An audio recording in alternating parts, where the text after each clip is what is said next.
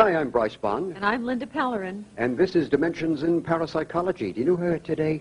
We have a man by the name of Bill Cooper. That's right. He was a former United States Naval Intelligence briefing officer. Yes, he was on the briefing team. Mm-hmm. And also, when I was reading some of his material, he says something interesting in there. He's just out there to preserve the Constitution and the future of mankind. He's a true patriot. What we Yes, call, we could call him the Ralph Nader Rambo of revealing secrets. Yes, top government secrets. It's going to be an interesting show. He talks about the secret government and also the cover-up of the Kennedy assassination as well. Yes, I'd like to know more about this secret government and also UFOs. Let's meet our guest right now, Bill Cooper. This is our guest, Bill Cooper, and he was with Naval Intelligence. And Bill, I want to thank you very much for coming on the program. Thank you for having me. You're a big guy. Well, you ought to see my father. You mean he's bigger than you? Oh, yes, he's bigger than me. I sit in one of our lawn chairs in Arizona out in the lawn. It's beautiful there. And he came to visit, sat in the same chair, and it collapsed. Oh, my God.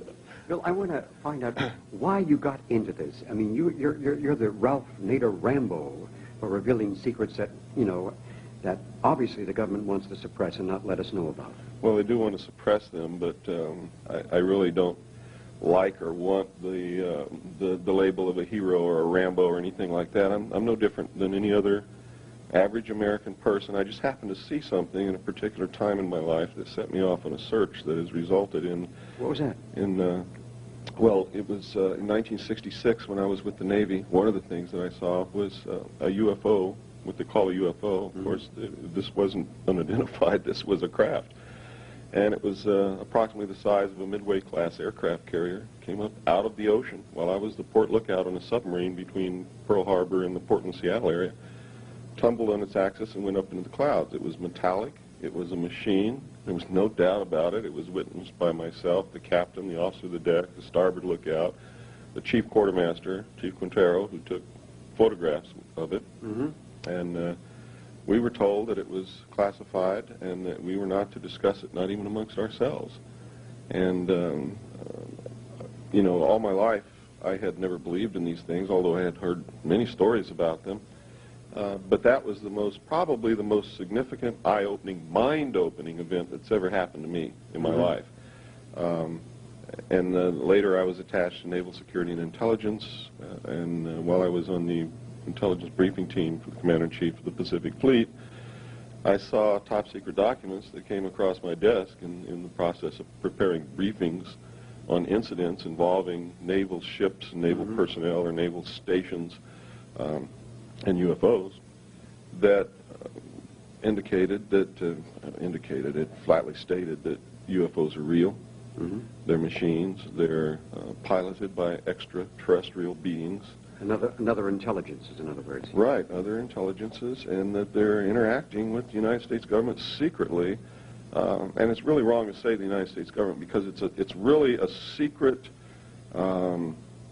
organization that was created under a governing body called Majesty 12, sometimes called Majority 12, nicknamed MJ12. Okay, this is nothing to do with the secret government, is it? This is another branch. No, this has something to do with the secret government because through this organization, the secret government actually controls the executive branch of the United States of America. Okay, now, I want to go back, because you have a lot of information. I want to go back to the MJ12 and also what they've seen on the documents and what you've seen and all the other questions that we have to ask. Now, what is the secret government? We've heard about this a long time. At least some people have brought it forward. What is the secret government? The secret government was actually created, the secret world government was actually created in 1952 when an alliance of all the secret powers, the powers behind the thrones, occurred because of the knowledge of this extraterrestrial presence, had to be dealt with. And they had to create a one-world government, in other words, unite mankind against a possible extraterrestrial threat from out there, if it really exists. The other side of the coin is maybe they created this extraterrestrial threat from out there, and they have the technology that we've created here on Earth ourselves and are making us think that it exists. But in any case, all these secret powers made an alliance in 1952. It's called the Bilderberg Group, And they are really running the world. The Bilderberg Group. Okay. Yes, through what they call the Policy Committee. And Where is their HQ? That's in Geneva, Switzerland. The United States, the Soviet Union, everyone participates in this. We've all been secretly allies for many, many years. In fact, we were never really enemies.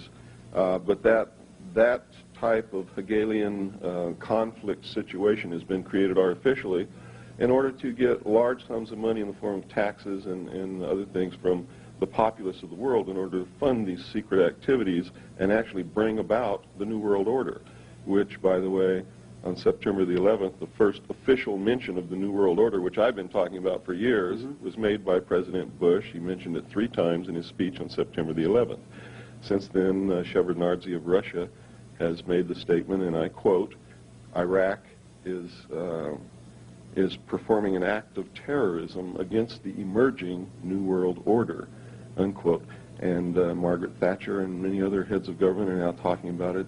It's a daily subject of conversation, and it goes right over the heads of most Americans. They don't understand this. And they had better wake up and understand it, because in order for us to join a New World Order, we have to lose our Bill of Rights. What's happened in Russia and Eastern Europe. We've lost these already, haven't we? Well, we've already lost the Fourth Amendment. We've lost certain portions of the First Amendment. For instance, people don't believe that books can be banned in this country. If they were paying attention, just last week a book was banned in this country. It's the book written by the Mossad officer about the Israeli intelligence group.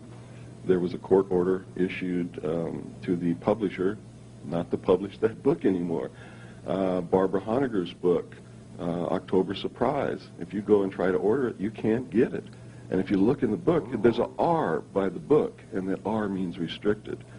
People don't understand this. So there is suppression going on. There is not only suppression going on, but there is a campaign underway that if it's not successful, and the campaign is to get rid of our rights, but to make you want to. That's what the drug war is all about.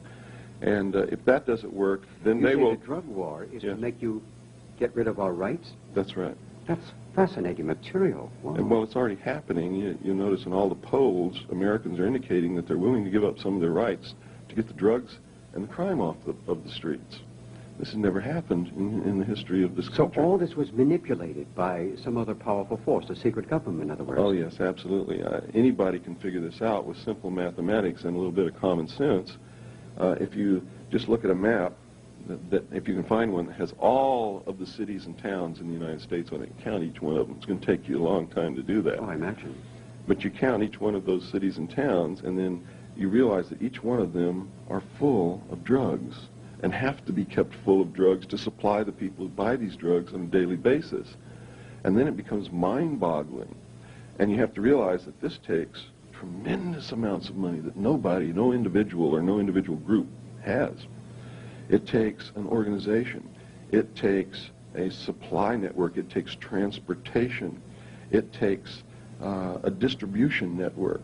It takes coordination.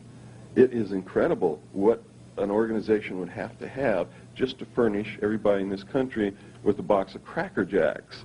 God, it's like some giant enigma had this enveloped itself around the planet that nothing can be done because it's manipulated and controlled by this secret government, in other words. Well, that's true, but something can be done. You see, most of their power comes from the fact that it's secret. And you have to understand that anything that is But it's not secret any longer. That's right. But most average people don't believe that this is occurring. They find it goes way beyond their concept In other words, oh no, it can't possibly be happening. We trust these people explicitly. That's right. That's be happening. We trust these people explicitly. That's right. Yeah. That's the attitude. And especially in America, where they believe that this is the best government in the world, it can't happen to us. And they don't understand it's not the government. It's a secret organization that has penetrated, infiltrated the government, and actually taken over our government, and is now causing the government to act against us through their actions, not through what was legally and constitutionally set up to perform as our government. And that is functioning the way it's supposed to. And when it's run by citizens, real citizens, then it works.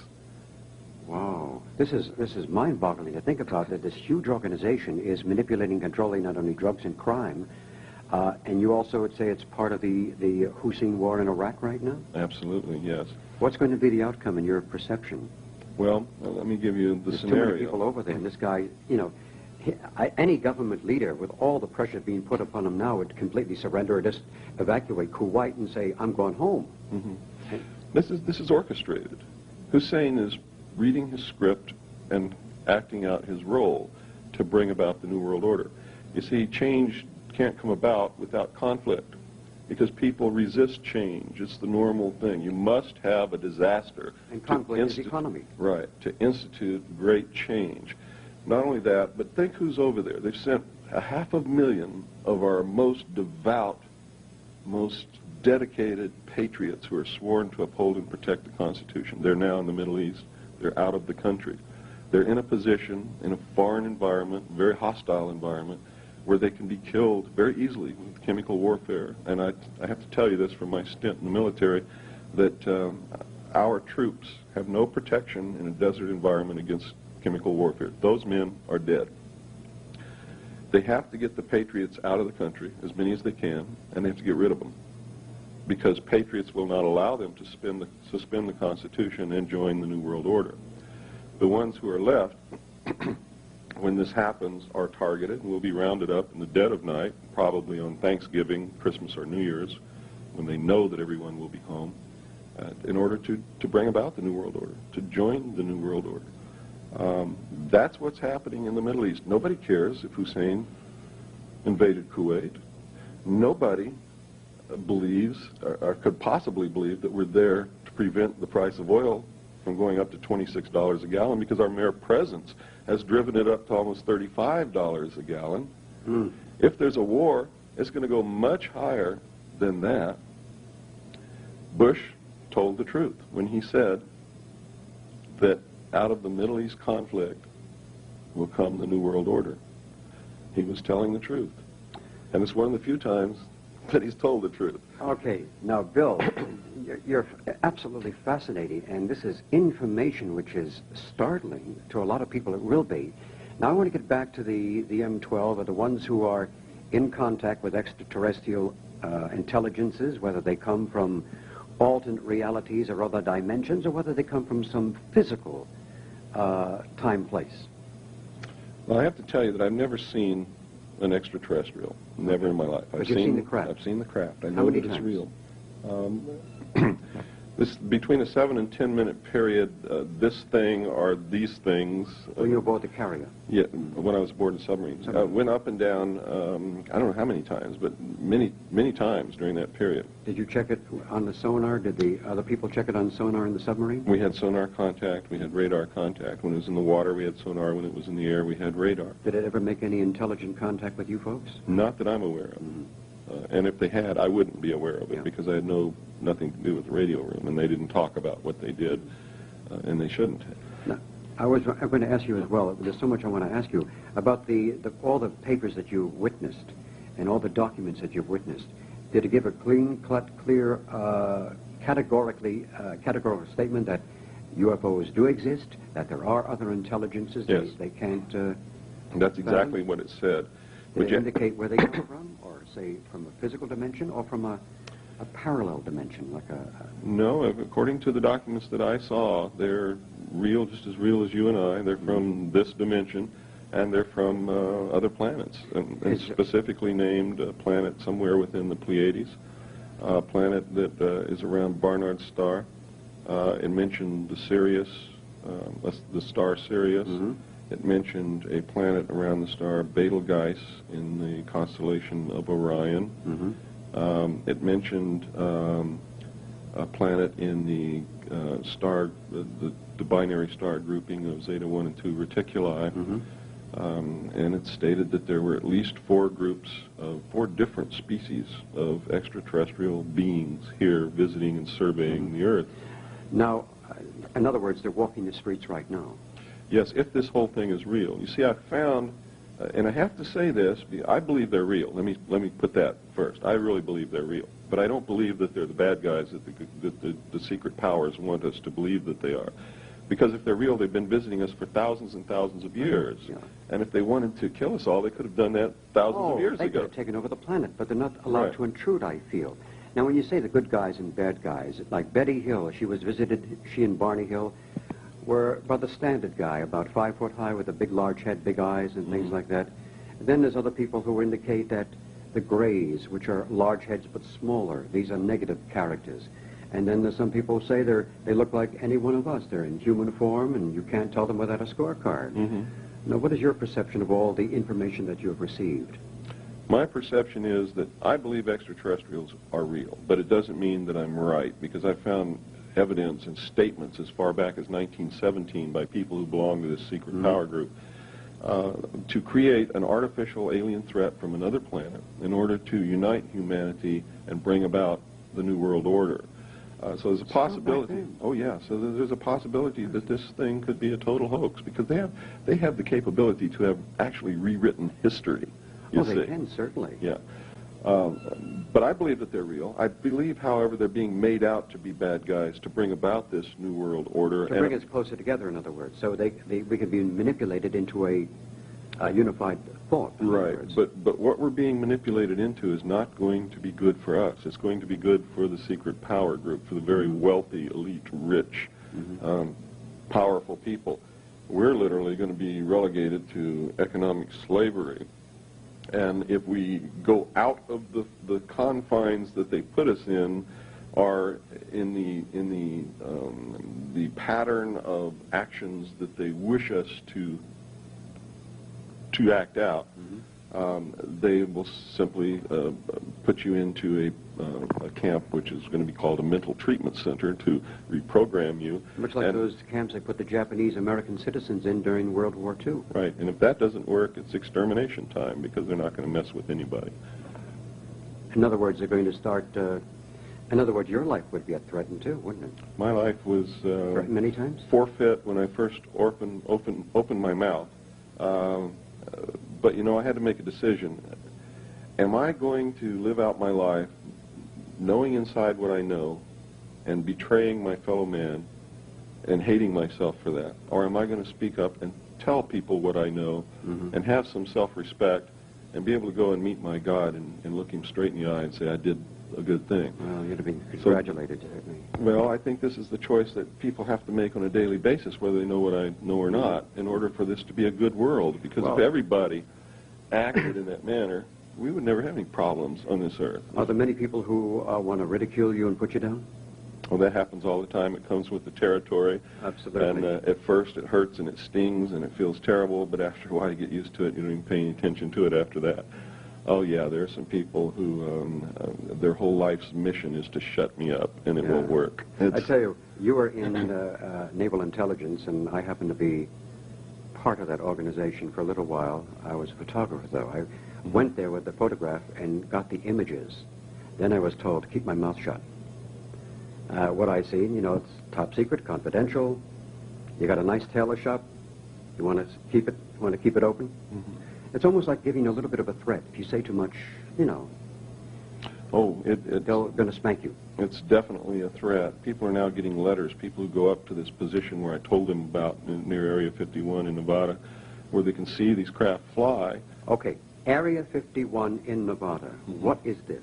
This is a location where people can see UFOs fly? It used to be one of the most remote spots in the United States, but of course now there's people, you know... What's the nearest city to it, Area 51? I believe it's Ash Springs, and that's about maybe 40 miles. And if they were to go there, what would they see? They will actually see these craft, what we call flying saucers, flying in the air. Not the big baby that you saw from the submarine. No, no. They'll see the little scout ships or something like that? They'll see those about 30 feet in the flying in the air. Not the big baby that you saw from the submarine? No, no. They'll see the little scout ships or something like that? They'll see those about 30 feet in diameter. They'll see them fly. They're piloted by United States personnel, pilots. They are. So these UFOs they're created by Americans? I don't know if we have the capability to build them or not. Have they been given to us and we're being trained to be able to fly them? According to the documents I saw, if aliens are real, if I wasn't being used as a pawn, 3 of them were given to us, and we recovered many more that have crashed on the Earth. Well, we hear about, what was it, the Hangar 18 out at Andrews Air Force Base. We hear about another one, the Roswell, New Mexico incident, where these craft have crashed and they have their little guys on ice or something like that. And the one where Eisenhower went into a hangar in California and was given 3 days to clamber aboard a spacecraft with the scientists. They were told not to touch. Is any truth to this report or what? Truth to all of it, except Hangar 18 was really at Wright-Patterson Air Force Base in Ohio. In Ohio, pardon me. And for many years, there was a craft stored in that hangar. There were alien bodies refrigerated in deep freeze in that hangar. But you see, the story leaked out. You can never keep anything that fantastic a secret, because no matter how bad somebody doesn't want to talk about it, it's so heavy on their soul that they have to eventually. Oh, yeah. So there were so many stories going around about Hangar 18 at Wright-Patterson that they had to move everything out of the hangar, and eventually they actually let in a TV crew who filmed the inside of the hangar and showed that there was nothing in there, but that there were some strange things in there that are not normally found in an aircraft hangar, such as freezers. Well, that could be for storage cryonics. in the wall. Yes. Cryonic experimentation of, freezing a person so he can be resurrected again. So, from what I gather, they have moved some of the artifacts, at least from what I heard, to Quantico, Virginia. Or some behind in Las Vegas, Nevada, and some agricultural station. There's an alien technology unit in Las Vegas, near Nellis Air Force Base. Super secret. Trucks go in and out of there, always escorted by security vehicles. At night, there's the most incredible light security thing set up around a fence that you can see through binoculars. And I don't really know what goes on there, but Alien Technology Center, I mean, they're not talking about the Mexican people, and they're not talking about Canadians, and they're not talking about people from Africa. They're talking about extraterrestrials when they're talking about Alien Technology Center there at Las Vegas. As far as Quantico, I don't know if they moved anything to Quantico, but I know that in Camp Lejeune, North Carolina. Yes, people have indicated to me that there are alien craft stored in hangars at Camp Lejeune under heavy guard, and it's under a project called Project Hannel. I've heard this from many different sources, all ex-Marines who were stationed at Camp Lejeune. Bill, have you ever seen any photographs of some of these extraterrestrials who were basically killed when their craft crashed? Yes, I saw photographs of them. I saw the autopsy reports. What do they look like? The ones that in fact, you can get a beautiful description from them. Just read Whitley Strieber's book, Majestic. I was really suspicious of Strieber because he never referred to extraterrestrials. He never called them what his mind would tell them that they are, demons or angels or extraterrestrials. He always called them the visitors. And that's an indication to me that something was not straight with Whitley Strieber. When he published Majestic, I read that book, and it is the actual true account of the Roswell incident, and there's only one place he could have got it, because I saw the documents that this information From the came horse's mouth, in other words. From the horse's mouth, which means that Whitley Strieber is really working for the Central Intelligence Agency. And I have to tell you that everything in that book is absolutely true. The documents in there are the real documents. The only thing that's been changed is the name of the people and the name of the projects and the name of the organization. It's Operation Majority, not Operation Majestic 12, and so on and so forth. The person who is the main character is really portraying James Forrestal, and all this information came out of Forrestal's secret diaries. He was the man who was in control of the actual Roswell recovery back in 1947, and they killed him by throwing him out the window of the Bethesda Naval Hospital because he was talking about it. He wanted to tell the world what had happened. Well, on that note, we're going to continue with Linda next. I'm Linda Pellerin, and this is Dimensions in Parapsychology, and our guest today is a man by the name of Bill Cooper, who has absolutely been fascinating me as I've been filming this show. I don't know where to start with you, aside from the fact that, what you're doing is you're letting our viewers see and understand that what may seem to be obvious are situations that are set up by agents in order to lead the public in a specific direction of thought for a far grander design. Right. Is this correct? That is true.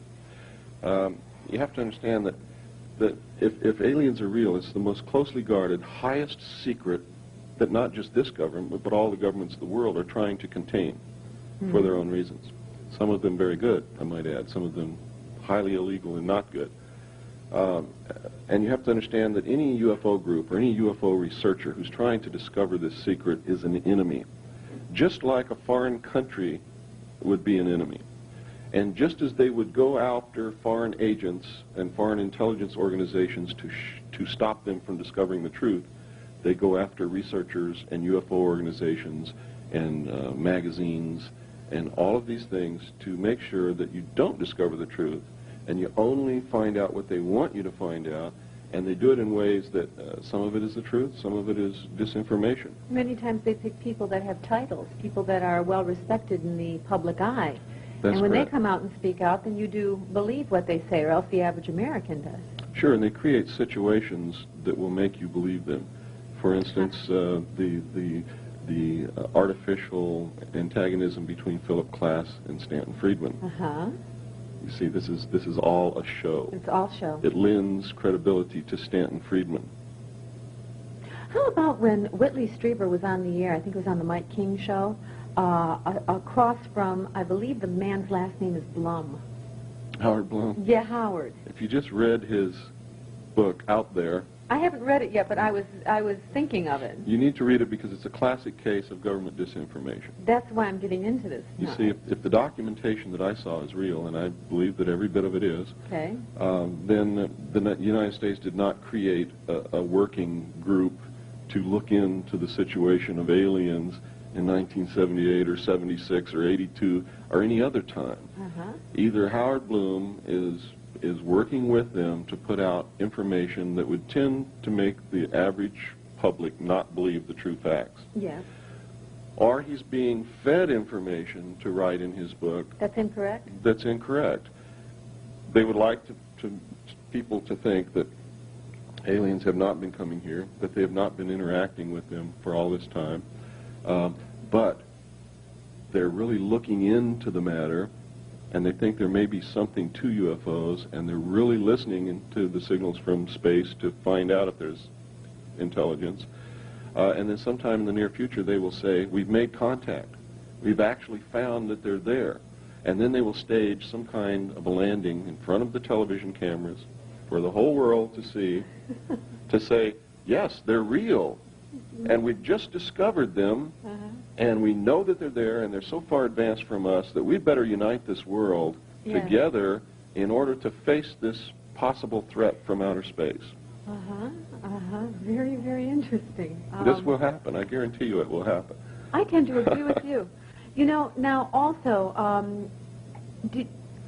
we have Bud Hopkins, who's written books, and we have the Whitley Striebers and the Blooms, or Blum, I'm not sure how you pronounce that. Are these men, would you say that they were agents? Whitley Strieber absolutely is. So is Bud Hopkins.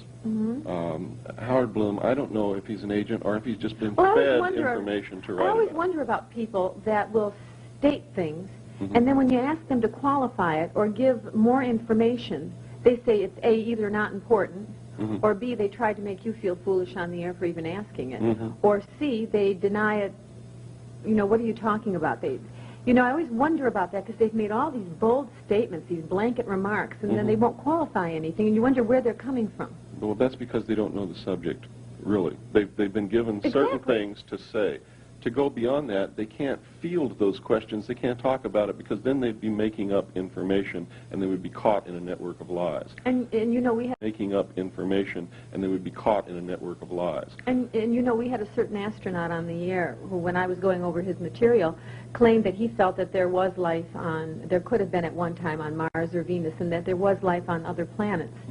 And then when we had him on the show, he completely denied everything, and when Mr. Bond asked him about the rings in the wheat field, he said, well, yes, now that can't be denied, and we must look into this seriously. So, I mean, there was this back and forth political jargon going on. He's parroting the government Yes, point of he view. Privately, he would probably tell you the truth. Yeah. Off the record. Maybe this one wouldn't. But Well, I've talked to a lot of them, or many of them, I should say, and they've told me the truth off the record. Mm-hmm. Now, I can't say publicly what they told me because it was off the record, and if I do that, they will say they didn't say it, Right. and that I'm making it up. Right. And they can say that rightfully because when they tell me something off the record, I understand that you're not supposed to talk about it publicly. But I have to tell you this, that, and you can not believe it, or you call me a liar, or anything you want, and Okay. not you, but whoever's watching this program. They have told me that they did see things on the moon. They saw flying saucers. They saw a base. They saw all kinds of strange things. They've seen on the moon and Mars, from the photographs that came back from Mars, and from their own observations on the moon, that there's the remains of an ancient civilization. One-time civilization. Yeah, that had at least reached the Bronze Age. On Mars, there's the remains of agricultural terracing. There's a face. There are pyramids. There's the remains of a city. There's all kinds of things. On the moon, there are pyramids. There are obelisks on the moon. If you saw, that shows evolution. yes, it does. And Oh, my if you saw 2001, the movie, Yes. they were trying to tell us in that movie. That movie is not fiction. I mean, it portrays something that's going to happen in the future. I find a lot of the movies aren't so fictional. That's right. The obelisk in that movie on Earth, where the monkey came up and touched it, and all of a sudden he Yeah. had an evolution in consciousness. He evolved at that point. That obelisk represented the extraterrestrial influence on humanity in our own history. Okay. The obelisk they found on the moon represents what they really found on the moon. And what they portrayed as happening out in space is something that is going to happen in the future. Well, we're going to get back on this subject as soon as we take a brief break. Ladies and gentlemen, the late Yul Brynner. I really wanted to make a commercial when I discovered that I was that sick and my time was so limited. I wanted to make that commercial that says simply, now that I'm gone, I tell you, don't smoke. Whatever you do, just don't smoke. If I could take back that smoking, we wouldn't be talking about any cancer. I'm convinced of that. I'm Linda Pellerin, and this is Dimensions in Parapsychology, and our guest today is Bill Cooper. We were talking about UFOs and government secrets and cover-ups and all of those things, and people that pose as information getters and information givers that really may be secret agents leading the public into certain modes of thought. Now, before we get on the Kennedy issue, the assassination, I would like to ask you if you know of, or who you know of, that has actually had an alien encounter. Who I know Physical alien personally? encounter. Yeah, not just the craft or the saucer, but if you know of anyone personally who's had an alien encounter that leads you to believe that that these aliens do walk. Yes, I've met several people. I probably would never have known it in my life if I had not come forward and talked. But they come to me to tell me about their experiences, and they call me and they write me. I have letters that are incredible, just absolutely incredible. Well, how about secret documents, though? Have you ever seen anything written where they've actually had captured or found the dead body of an alien? Oh, yes. Yes, and I've read the autopsy reports, and we found live aliens. In fact, the movie E.T. is the story of an alien which they called E.B., who was captured in the late 40s. They found him wandering in the desert, actually, just like the movie starts out. Right. And they were hot on his trail, and they finally captured him. And he lived until 1952. He died in June the 2nd, 1952. Project Sigma was actually a result of his illness. They made a valiant attempt to try to contact his race, if this is all true, in space, in order to gain favor with an obviously technologically superior race that could have squashed us if they wanted to. It was an opportunity for us to say, hey, we found one of your people here. He's ill. We want to save his life. Please come and help us. They did establish contact. They did come to the Earth. It resulted in the meeting between Eisenhower and the aliens in 1954. But it was too late to save his life. He had died in the meantime.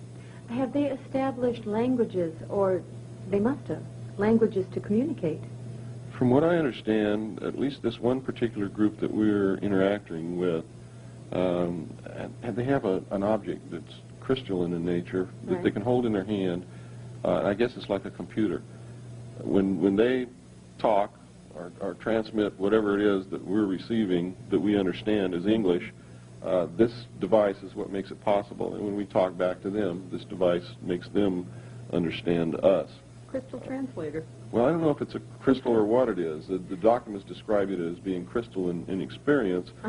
But we know that if we could ever unlock the secret of the crystal, we know it's a radio transmitter and a radio receiver. Crystals transmit radio frequency. Right. They also receive radio frequency. You can make a radio receiver in your home with a crystal, with no power source. You don't have to plug it into the wall or anything. You can receive radio signals with a crystal.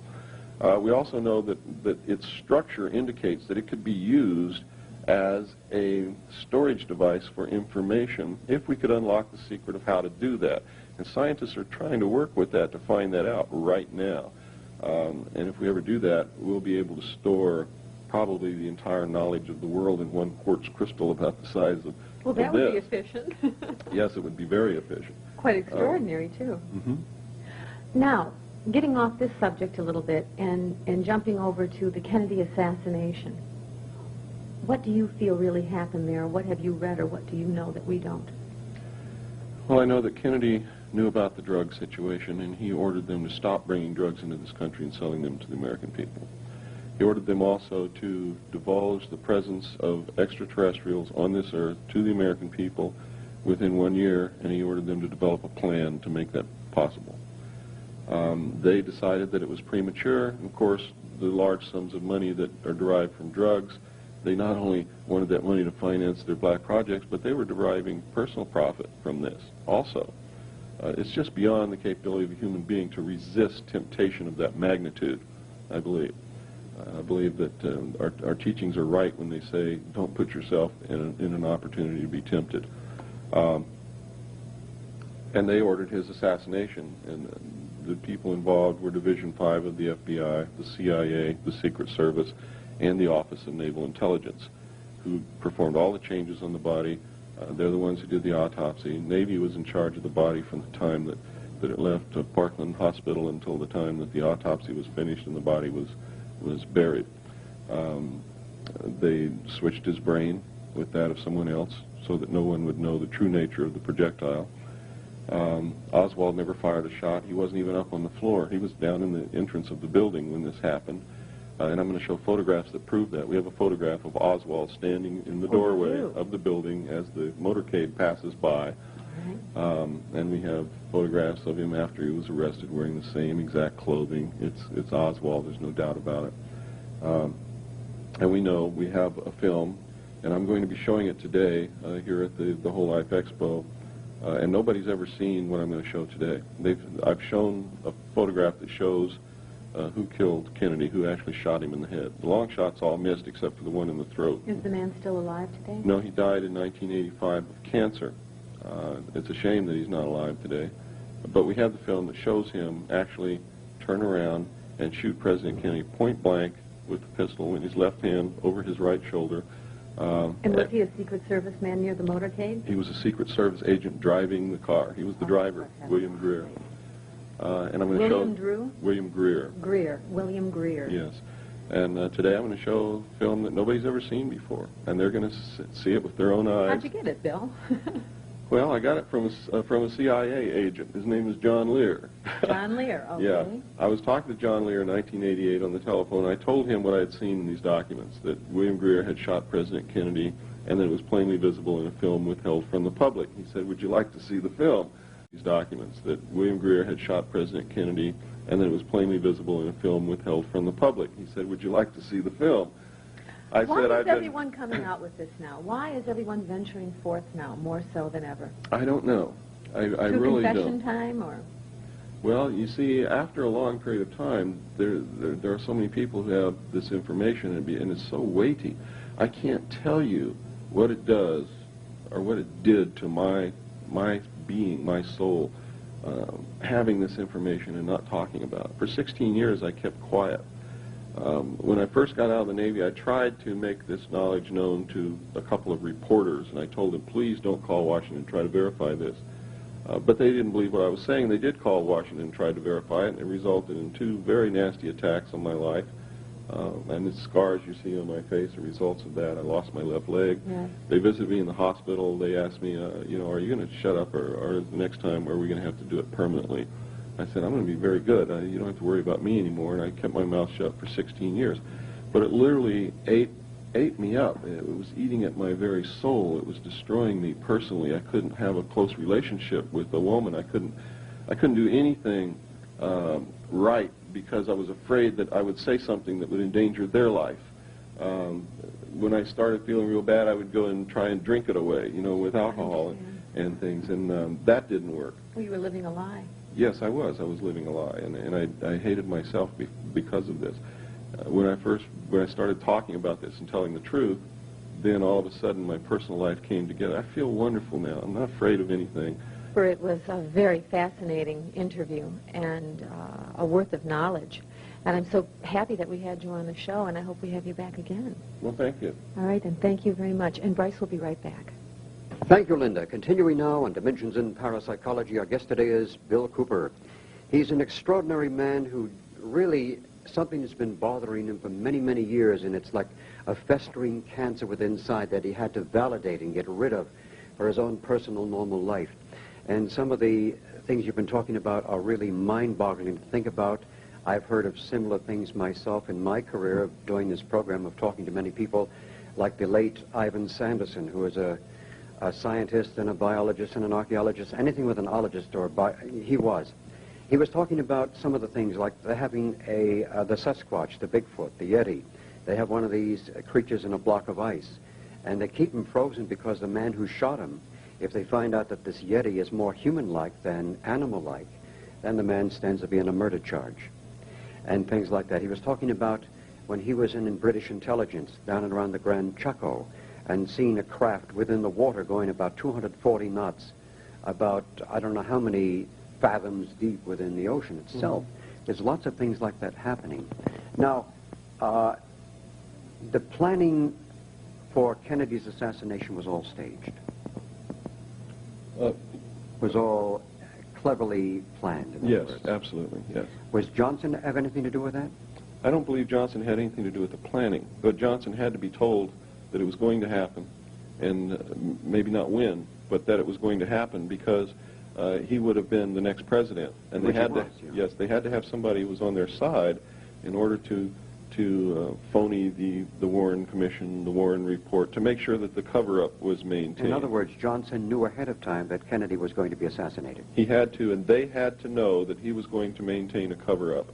Otherwise, they could not have allowed Johnson to be the president, because then he would have instigated a real investigation, which would have discovered the real facts of the matter. So while Johnson probably did not plan it, he had to be a part of it. He had to know about it. He had to have assured the power group that did this that he would maintain the cover-up. And of course he did.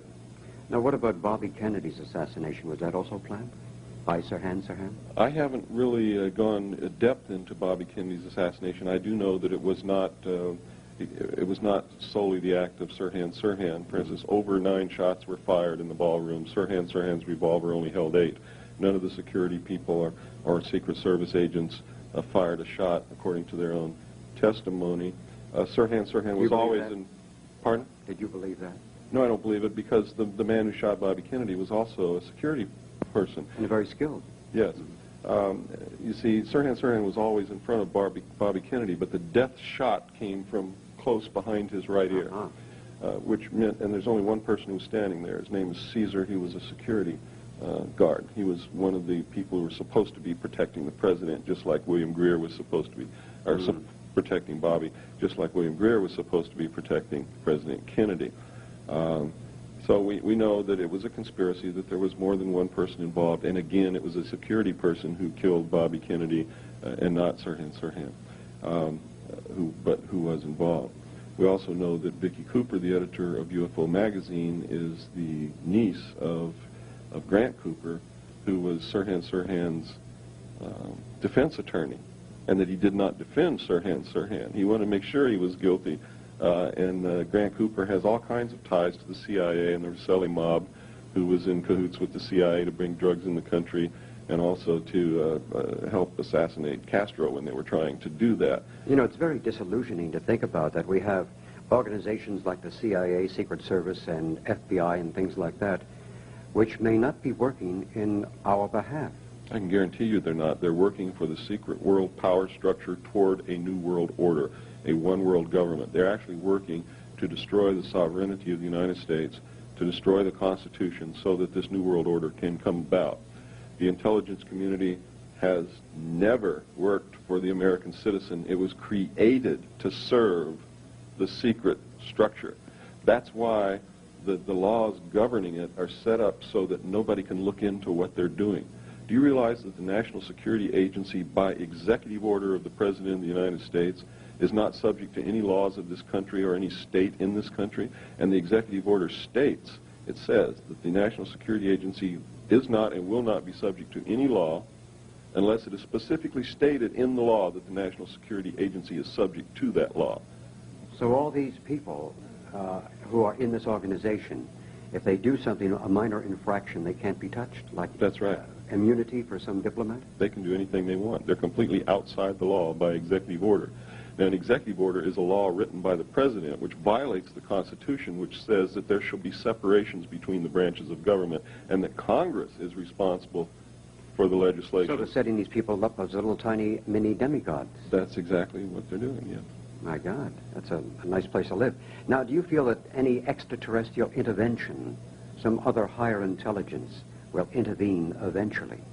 No, I don't. And I'll tell you why. Why would they? I'm so disappointed in all these people who say, well, I don't care what happens now. I'm not going to do anything to stop it because the benevolent aliens will come down and take me off of this planet when it happens. No way, right? No way. Why would they? Why would they take us to their planet to destroy their planet like we're destroying ours? Exactly. There's no reason for it. The first law of any sentient being is self-preservation, and they're going to do things in their own best interest. And for their own best interest, they better not have any human beings on their planet. Who wants to? That's right. We need to change ourselves first. We need to become what we would like others to be. In other words, everybody says, well, I wish the world was this way, and I wish that person was that way, and they'd stop doing this to me. They don't realize that if they would first be the person they want Bill, are others you to be. a religious guy? You believe in God? I believe in God, yes. You're a spiritual definitely. being, more so than a religious person, I imagine. Yes, that's the way I would So the deity basically lives within you, and if people can touch into that within themselves and look for the good Right. in themselves and all mankind, Yes. then we could overcome what is going on at the present moment, eventually. Right. One of the greatest misconceptions that anyone can have is that man is God. Man is not God. We're a fragment of that. We are a fragment of God, but man has to understand that no part can be as great or greater than the whole. So man cannot set himself up as God. People who think that man is God and worship knowledge and technology and believe that by the use of knowledge and technology man can become God or can be God are actually practicing Satanism. And I'll tell you why. The worship of knowledge is Satanism. The concept that man can be God or is God is Satanism. Not because I'm a Bible thumper or anything like that, but because if you believe the story in the Bible that Satan enticed Eve to pick the apple from the tree of knowledge and make Adam eat it, which is the original sin, The myth, yeah. then you have to understand if that apple represents knowledge, then the worship of that apple is Satanism because the whole thing was instigated by Satan. And who is the serpent? The New World Power? I really don't know. Oh, the secret government? You have to understand that I'm not a prophet. I don't have any knowledge of all that. I would say, though, that they certainly worship knowledge and have the concept that through technology man is God. Therefore, I would have to say that that's probably right, although I'm going to have to tell you and your audience, you have to decide that for yourself. Good for you. Now, I want to find out, what is your future sight see? What is your can't even pronounce the word. What is your predictions for the future, especially when it comes to extraterrestrials or UFOs and things of this nature? Are there going to be any full-scale landings?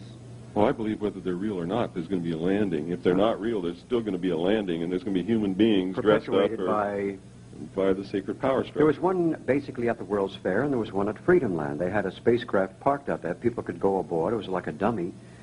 But people certainly said, wow, I'm going to go aboard that. Did you see the ending of the Olympic Games in 1984? Yes. You should get a tape of the closing ceremony. It was heard at night in the UFO. A spacecraft held by a helicopter. Well, it wasn't held by a helicopter. There was no helicopter up there holding this thing. They'll tell you that, but it's not true. Can you imagine the liability that they would have if they were carrying this thing suspended on a cable underneath a helicopter over the heads of hundreds of thousands of people?